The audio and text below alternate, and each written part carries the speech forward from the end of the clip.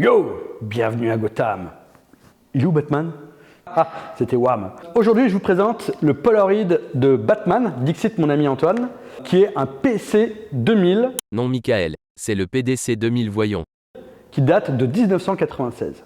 Mais revenons au début de la photo numérique. Kodak, précurseur dans la photo, sort en 1975 de ses labos un appareil photo numérique qui permet de faire des photos en noir et blanc, en 100 pixels par 100 pixels et enregistrées sur une bande magnétique.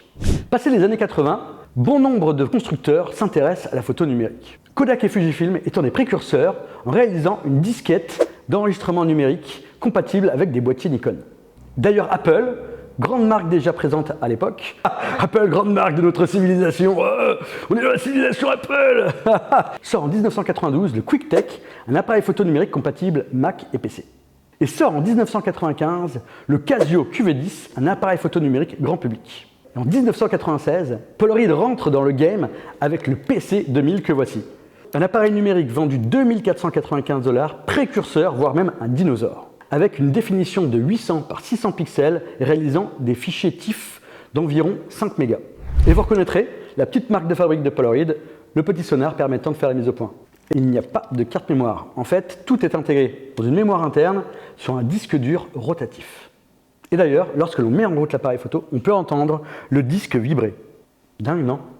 Et pour récupérer les photos sur la mémoire interne, bien avant l'USB, il fallait utiliser un câble SCSI2 qui était la norme la plus rapide à l'époque. Le PDC 2000 est sorti en plusieurs versions, la version 40, 60 et T.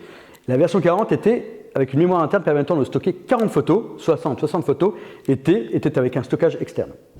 Le PDC 2000 était quand même assez simple, il était tout automatique. On ne pouvait ni régler la sensibilité ISO, ni la vitesse, ni l'ouverture. On ne pouvait régler que la balance des blancs, et donc pas d'écran pour prévisualiser les photos. Il y a juste un petit écran cristaux liquide qui permet de visualiser le nombre de photos restantes, le nombre de photos prises et le niveau de batterie restante.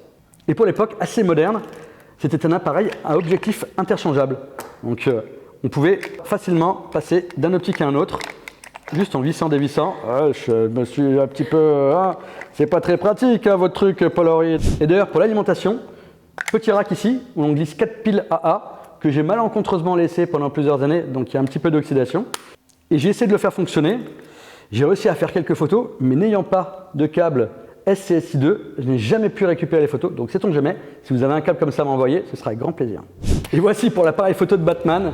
Gotham City vous remercie de votre visionnage et je vous dis à la prochaine avec un autre.